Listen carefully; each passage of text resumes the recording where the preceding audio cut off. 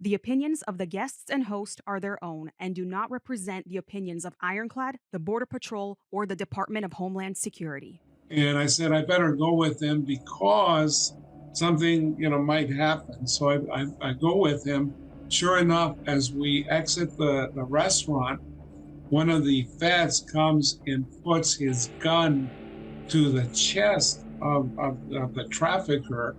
Trafficker grabs the barrel.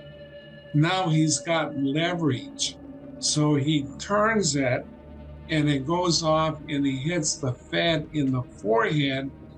And I see a spray of red blood shoot up into the air.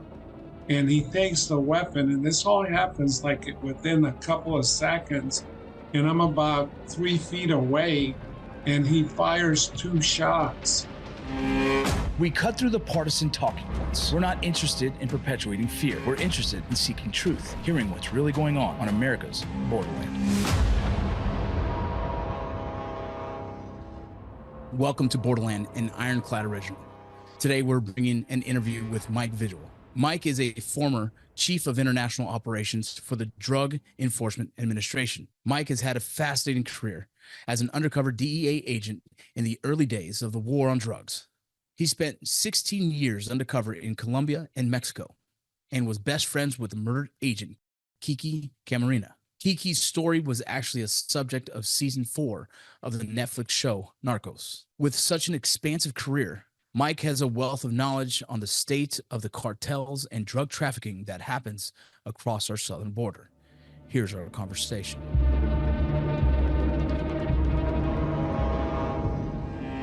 And when was your first undercover job? Like, when was the first one?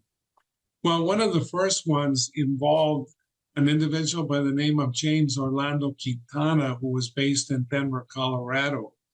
I was assigned to my first post of duty. I had just gotten out of the academy for the most part, and I was assigned to Albuquerque, New Mexico.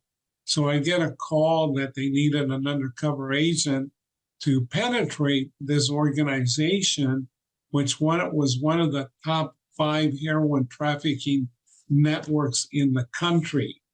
James Orlando Quintana was a very interesting character. He had already served time in prison. He was a prison leader.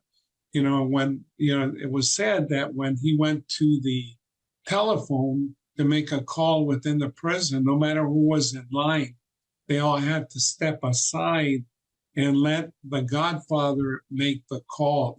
There was no waiting for him. So he was a very cunning, but also a very vicious, individual. And I initially had an informant that we paroled out of prison to make introductions. He made an introduction to a very low player in Quintana's organization, was not able to take it any further with him.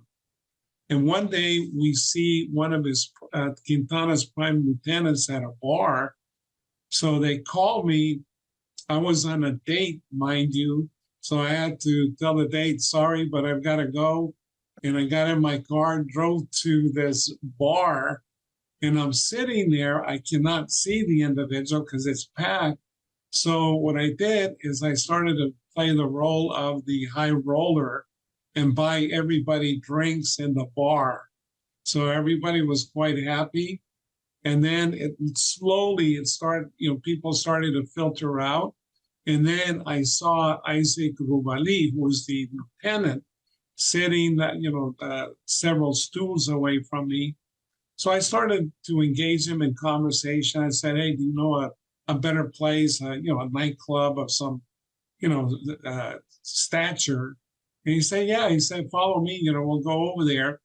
We start talking, and he tells me he works for Quintana, that Quintana is bringing in sizable quantities of heroin from the state of Sinaloa in Mexico. And the state of Sinaloa, Vince, is the birthplace. It's the cradle of most significant drug cartel leaders in Mexico. So he was buying the heroin there. smuggling it into the United States, selling it throughout the entire Southwest. Later, he sets up a meeting and he says, hey, my friends are here. We were at a bar again.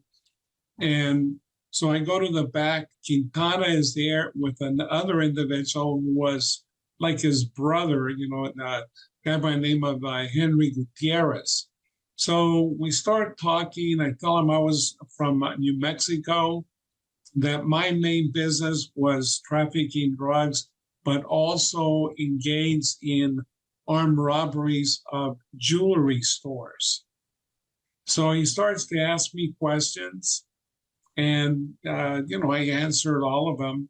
And later, we were able to get some diamonds from a jeweler in Denver, and I used those to trade Quintana diamonds for heroin, and I was wearing a wire. So we had him, engaged in conversation, and then we had a truck with a camera close by, so we were also able to get him on video. Delivery was made later that night of a quantity of heroin, and so we took down Quintana. And by the way, Vince, later on, after he was convicted, he was being transported back to Leavenworth by U.S. Marshals, and the car was intercepted by his people, and they threatened to kill them. And Quintana says, no, don't kill them. I was treated very much with respect by him. So they threw him in the trunk of the car. And Quintana was later found in a residence in Kansas City. And he told his people that were there with him to leave. He gave them about $10,000 each. And then he committed suicide, shot himself in the chest. So that was the end of James Orlando Quintana. But that was one of the first major undercover roles that I engaged in. I am an actor as well by trade. And so I've been thinking about different roles, and I'm like, man, incredible. I haven't been fortunate enough to do that kind of undercover work, which I've always found fascinating. I've always watched TV shows and movies and find it. And I have a few buddies who've done their own ATF undercover guys and other individuals. And so it's always exciting to hear these stories. During your time undercover, even in your first op, is there a time when you're ever nervous of potentially, getting exposed or just being killed just on the fact, when you're in the drug trade, they don't necessarily need you to be the bad guy. You made a mistake and they kill you. You know what I mean? And so is there any moments where you felt like you were close to being killed? Well, there was one time when I was assigned to Hermosillo, Sonora, Mexico, and I was dealing with a group of drug traffickers in Caborca, Sonora, which was a stronghold for Rafael Caro Quintero, who was a ranking member, a leader of the Guadalajara cartel in the late 70s and 80s. And he was the one responsible for killing our agent, Enrique Kiki Camarena, in February of 1985. So I meet with these individuals through an informant in Caborca, and we negotiate for a large quantity of marijuana, several tons. And we make arrangements to meet in 2 weeks at this combination gas station restaurant. So on the appointed date, I borrow a truck from the Mexican Federal Judicial Police with a large camper shell. And I'm accompanied by about 15 Mexican Federal Judicial Police officers that are armed to the teeth. The informant and I arrive at the restaurant. Shortly thereafter, these guys come in wearing cowboy hats, blue jeans, ostrich cowboy boots. And I didn't have the money to show them. So before I left Hermosillo, I had a bunch of $100 $1 bills and $100 bill on each side, and I taped them to my leg so that they won't be able to thumb through the bills. Get into the restaurant. they come in and they say, well, do you have the money? So I lifted up my pants leg so that they could see the $100 bills. But, they never thumbed through it and saw the $1 bills in between. So one of them tells the informant, okay, let's go. You go with me. I gave him the keys to the truck and the camper shell. One of them stayed with me, and he's there telling me, if you're a federal agent, we're going to kill you. You'll never make it out of Caborca alive. We will kill you. So an hour goes by, 2 hours go by, 3 hours go by, and all of a sudden, I see one of the Mexican federal agents by the window. Fortunately, the individual with me didn't see him, but he's kind of making this gestures, what's going on, what's going on. And I'm thinking to myself, this guy's here, it's threatening to kill me, and you're asking me what's going on, like I can respond. So anyway, about an hour later, he says, I've got to go to the restroom, which was an outdoor restroom. And I said, I better go with him because something, might happen. So I go with him. Sure enough, as we exit the restaurant, one of the feds comes and puts his gun to the chest of the trafficker. Trafficker grabs the barrel. Now he's got leverage. So he turns it, and it goes off, and he hits the Fed in the forehead. And I see a spray of red blood shoot up into the air. And he takes the weapon, and this all happens like within a couple of seconds. And I'm about 3 feet away, and he fires 2 shots. And I could feel them pass by my left ear. How he missed me, I have no idea. But I've always felt that I was always protected, whether it be a divine entity or what have you, but I was always protected. Returned fire, struck him in the chest twice. He fell, and he was gasping for air. The Red Cross, the Cruz Roja ambulance came about a half an hour later, picked him up. He was still alive, expired on the way to the hospital. And shortly thereafter, the truck with the other trafficker and the informant turned the corner, and they see all the commotion at the gas station, and the trafficker floors it and tries to speed away. The camper shell hits, one of these tractor trailer rigs, and it turns sideways. He takes off, goes down about a mile, jumps out of the truck after he hits the informant with his pistol butt on the head. Thank God it didn't kill him. And he fled into the night. But those were the undercover operations that I was involved in Mexico and Colombia, Brazil. That the danger was always there. And, it was very, very, very risky business. And let me say that only about 10% of the agents, whether it be FBI, DEA, or what have you, do undercover work. It's not something everybody is, destined to do. And since it's so dangerous. And, he was a good friend of yours. Kiki Camarena was a good friend of mine. We did operations together. I was assigned to Hermosillo, Sonora, like I said, and he was assigned to Guadalajara. Very, very good man, very good agent. And it was a very tragic day, to have lost a friend and colleague.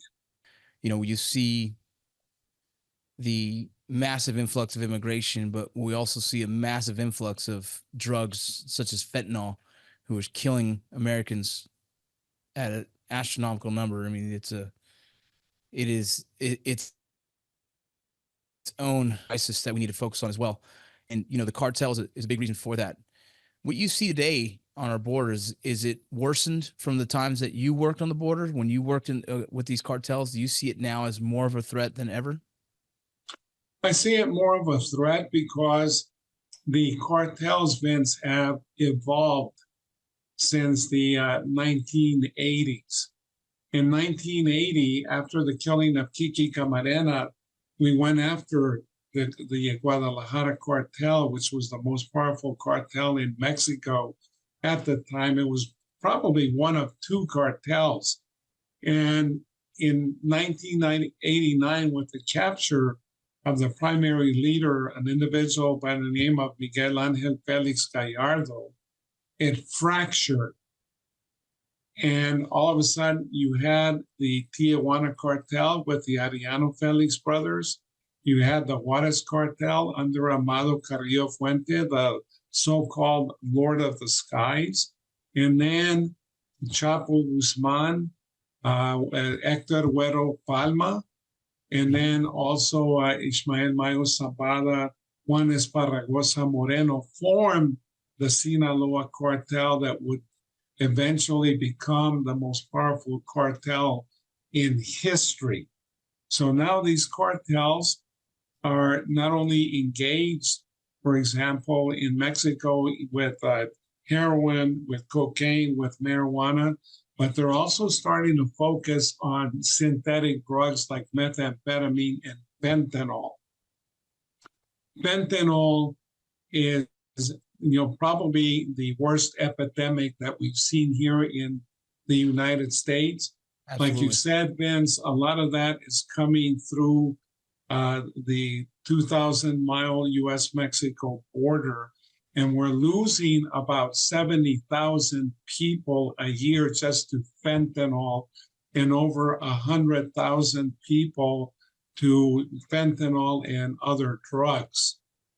Fentanyl it can be lethal to any human being with a dose of 2 milligrams, which is a few grains of salt. It's 50 times stronger than heroin and 100 times stronger than morphine. So the precursor chemicals for fentanyl come from China, primarily China. Yeah. And the precursor chemicals come through the ports of Lázaro Cárdenas in the state of Michoacán, and then also Manzanillo in the state of Colima. Some of it comes in through the ports in Veracruz. And many people, Vince, and I cringe when they call these production labs for fentanyl super labs, because that denotes, Bunsen burners, beakers, pharmaceutical lab. You know what it is? It's a metal tub. It's a metal tub that they use, and they mix the precursor chemicals with shovels and sticks. Yep. And they cause pennies to the dollar in terms of, manufacturing it. It's easy to smuggle simply because it doesn't have the volume of, let's say cocaine, marijuana, and other drugs. And the epicenter for smuggling fentanyl into the United States is the Tijuana-San Diego corridor. The drugs are smuggled through the ports of entry. 90% of the drugs come in through the legitimate ports of entry.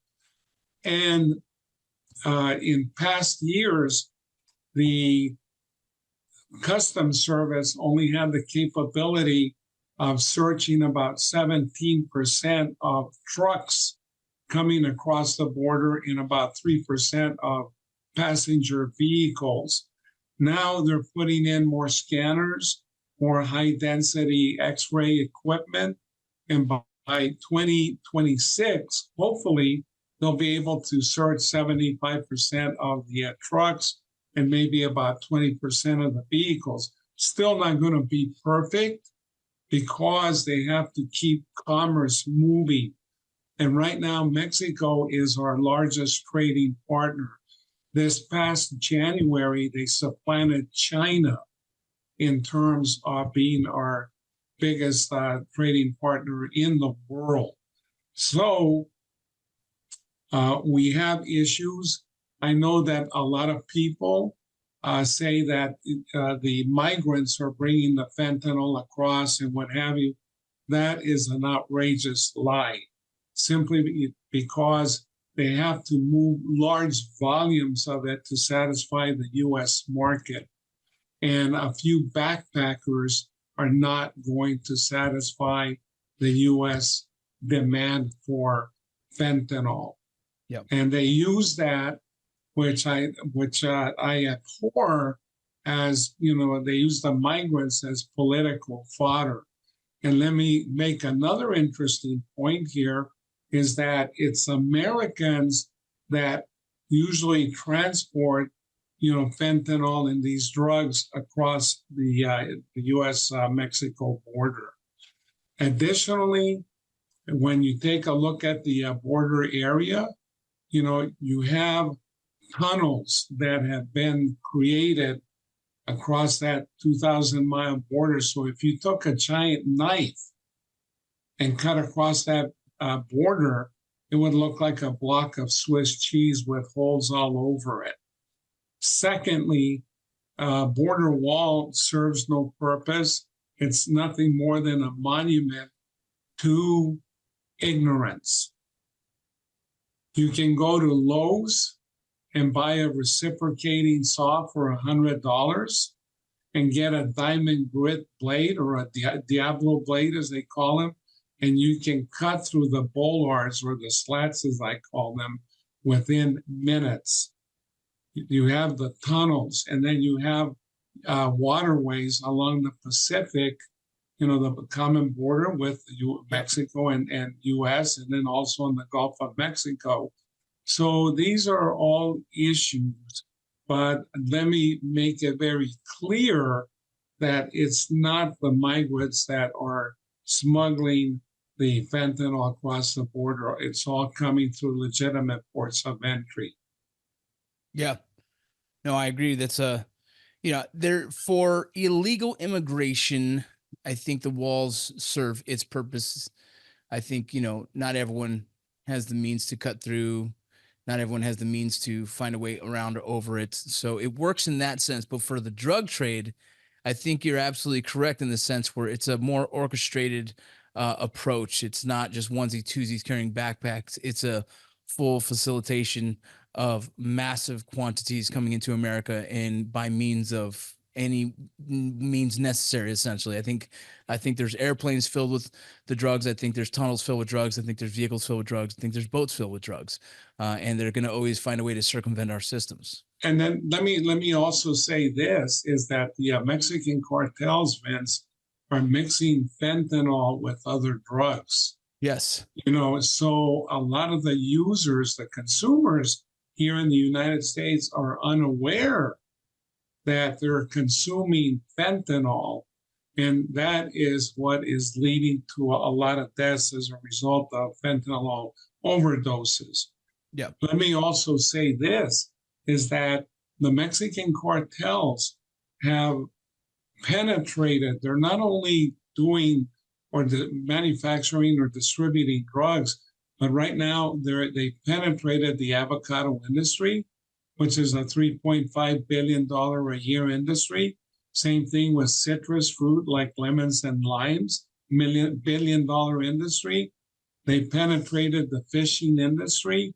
Mexico has 7 oil or petroleum refineries, and they're tapping into these petroleum or Pemex pipelines and stealing about $1 billion worth of petroleum every year. Now, not everybody uses drugs, but everybody uses petroleum. And the other thing, too, that has become a multi-billion-dollar industry is the issue of migrant smuggling. Yes. Migrant smuggling, and they smuggle them across, the border, through the Rio Grande River. We've seen tragic incidents where they abandon them in the tractor trailer rigs with no oxygen, with people dying there. So Correct. it is a very treacherous business, but it's gotten to the point where the cartels, in order to be able to move these migrants and know who's paid, who hasn't paid. You've been to some of these concerts where they give you a band, a Yep. little plastic band. Cartels are using that with the migrants to determine who's paid, who hasn't paid. So they're moving thousands of people across the border.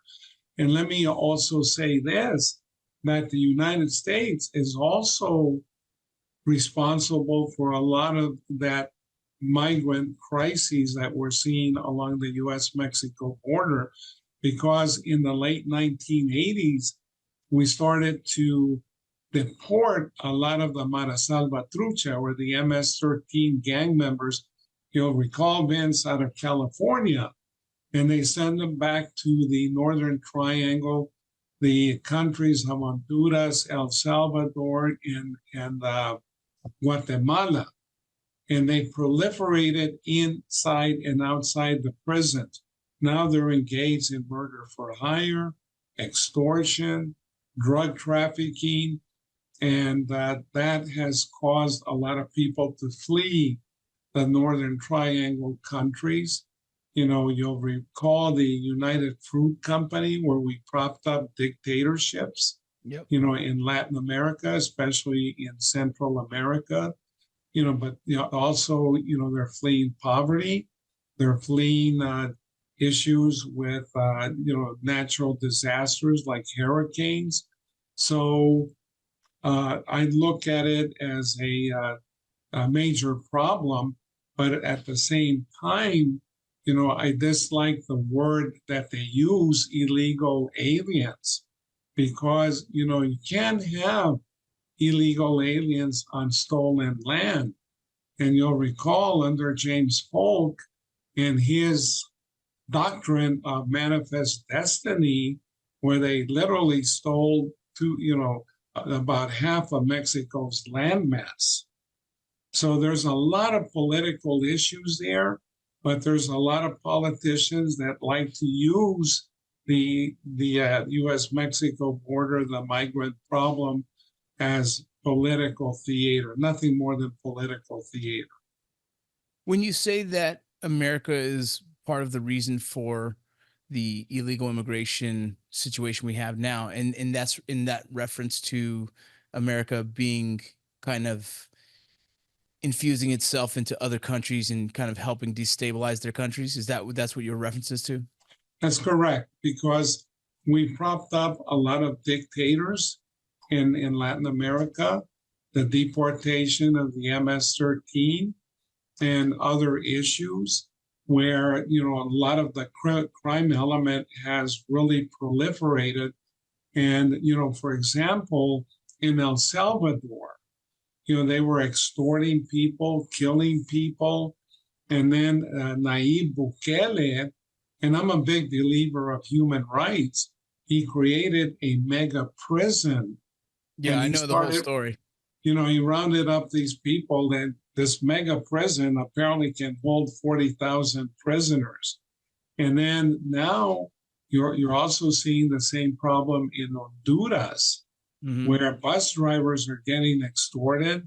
You know, these little business owners of these changarros, as they call them, you know, are having to close down because, you know, they can't pay, you know, the money, the extortion money to these gang members.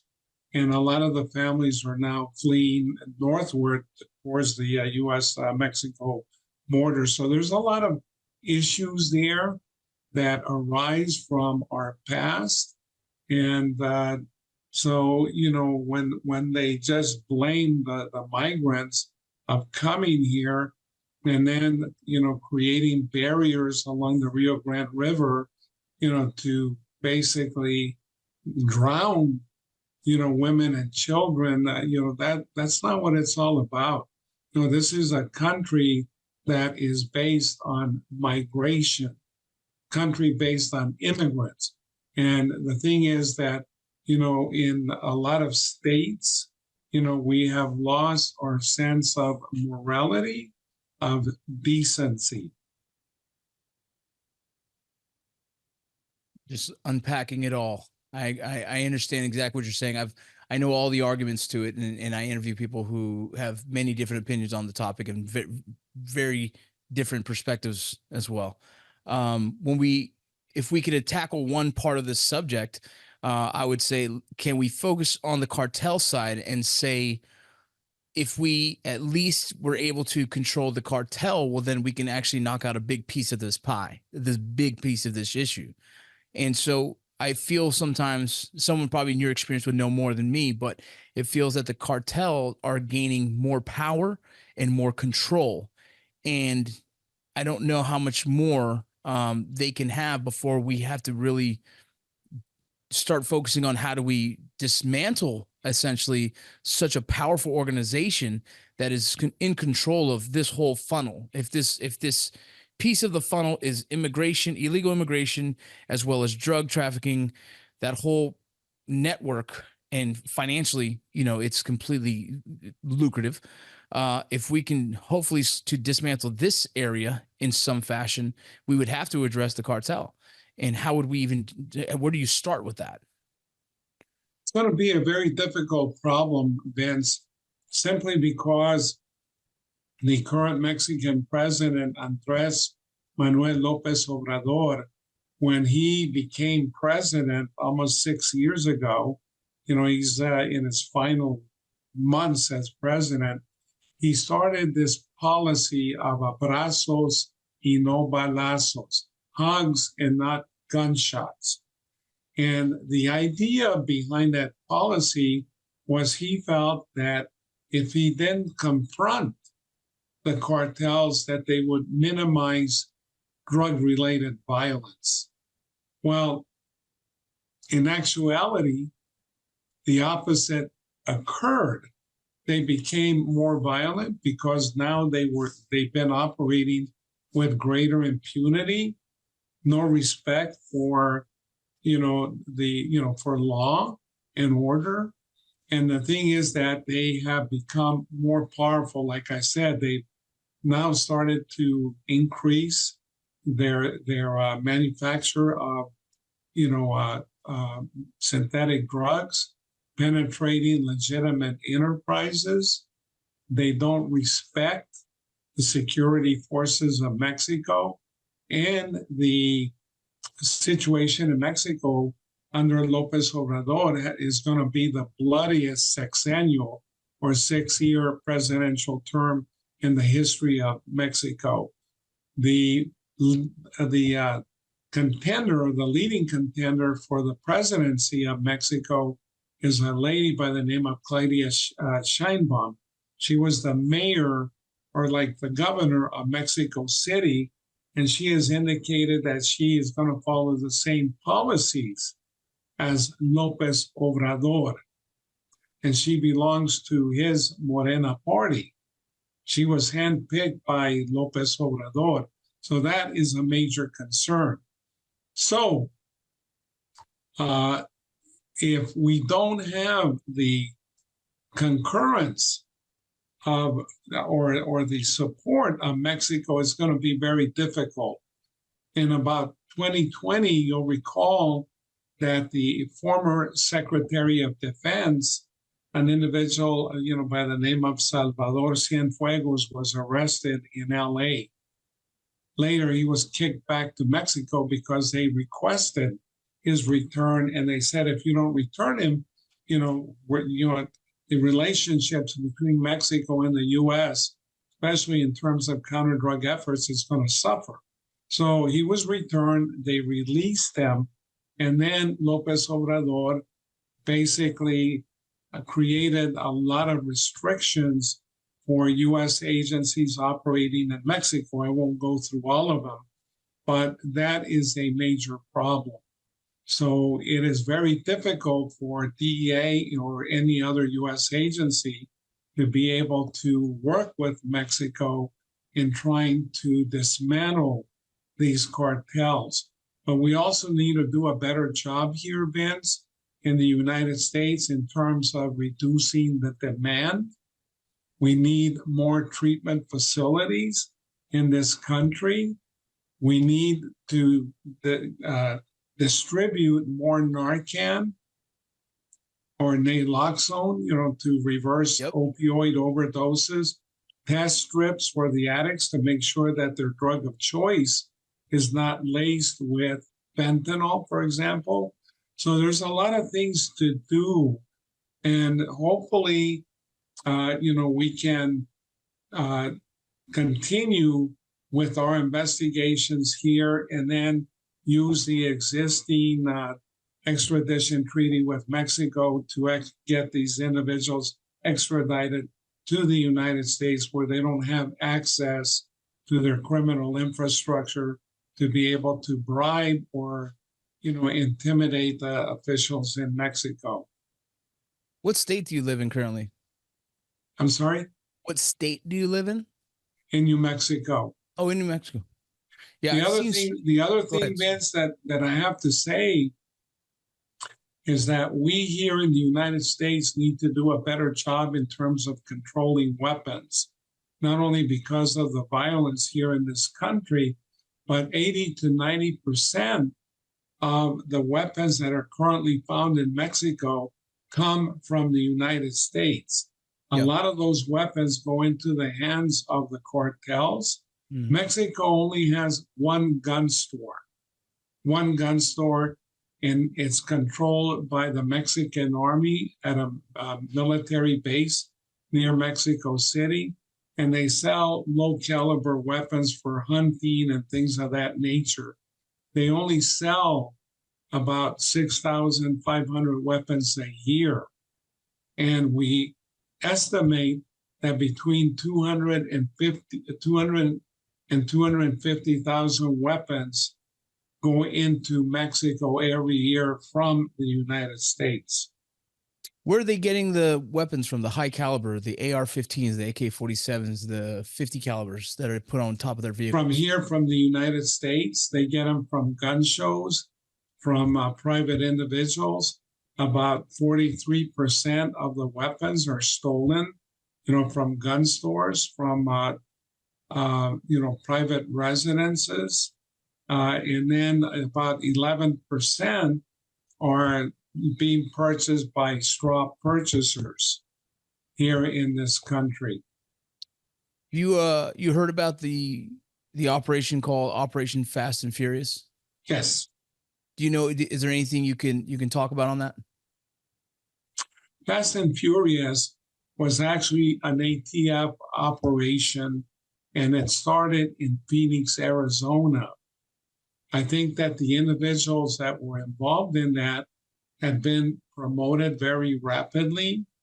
They really didn't understand these type of operations. And the objective for them was to track those weapons that were being purchased at gun stores in the Phoenix area and trace them back to Mexico to identify cartels and what have you. Well, they should have known that once the weapons entered Mexico, it was going to be very difficult to track them. And that caused a major diplomatic issue, if you will, between the United States and Mexico. Some of those weapons were used to kill American citizens in Mexico. Later, they blamed Felipe Calderon, but Felipe Calderon was not aware of it. Now, ATF in Phoenix failed to notify their ATF country attaché working out of the U.S. Embassy in Mexico City. So he didn't know. Who's that? Is that Felipe? I'm not sure who Felipe is. Felipe Calderon was the president of Mexico at the time. After Vicente Fox. But they were blaming him, but the ATF attaché was unaware of it. The embassy, therefore, was not aware of it, and therefore he was not aware of it. So that caused a major issue. It's still an issue of contention, Vince, between Mexico and the United States. Yeah, so part of that, we lost a border patrol agent named Brian Terry during an operation, and he was killed with one of those weapons. And it raised a lot of questions, for an operation to happen like that, that would turn around and end up hurting one of our own people. What is the morality of that type of operation? And that operation in question, some of the decisions made by some of the federal government in these instances, then how they have repercussions that end up affecting us directly. And so it's a topic that I find to be very fascinating. And I know it was the ATF. I was just curious about your experience with an ATF. A few on that subject, but it's part of the same conversation, right? It's all part of the same conversation, and trying to find answers for this situation with drugs and smuggling and cartels and the crisis and immigration. And it's just another part of that story that we have to make sure that we understand, and the repercussions of making decisions like that is just insane. Well, when you do these type of operations, Vince, you have to know what you're doing, and you have to take steps to really understand your objective, how you're going to get to your objective. And I think it was a very flawed operation from the very beginning. And I don't think that the people that came up with that Fast and Furious operation really understood Mexico. If they understood the issues in Mexico, I think that they would never have engaged in that Fast and Furious initiative. The current Mexican president, the president of Mexico, what is he doing currently to try and, I guess, slow down the progression of the cartel? Does he have an impact? Does he have an impact, or does he have any kind of measures in place that are helping? Not very much of an impact, Vince. He's still being very stubborn with maintaining his policy of hugs and not gunshots. And unfortunately, he still has about 10 months to go in his 6-year term. But again, my concern is that his successor will also follow that same policy, which will, basically translate into more drugs coming into the United States. And then also the issue of the United States not wanting to control weapons going into Mexico and causing more violence there. Yeah. So it's a reciprocal action. And if we don't work together, we're going to have serious problems. No, absolutely. And I know if there's too much push against the cartel, any kind of law enforcement officer who's tried to stand against the cartel in Mexico, has either found themselves either out of the job or their life taken, and so it's a really challenging space in Mexico that, if you go against the cartel, they have so much power, so much leverage. And so I think, the president taking that position is more so in the safety of his own life as well, trying to help a country as well as not lose his life in the, and so it doesn't seem like it's helping. It's affecting America seriously. Anything else you'd like to add just for the viewers as we close this out? I think that the U.S.-Mexico border is really something that we really need to focus on, in terms of many things, but primarily the drugs. We need to install the technology that's required there. We need to hire more personnel. We have underground sensors, but if we don't have people to respond to those sensors along the border, it's not going to be of any benefit. So it's going to be a combination of manpower and technology. But there's a lot more resources that have to be put along the border.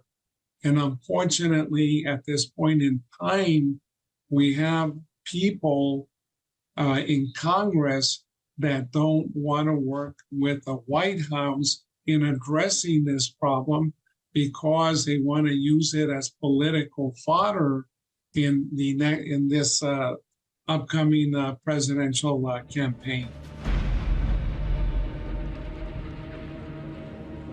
Thank you for listening to Borderland, an Ironclad original.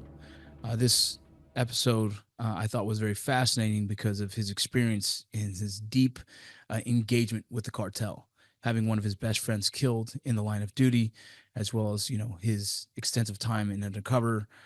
You don't get to hear these stories too often, and I think his experience and his expertise was educational. Stay tuned till next week.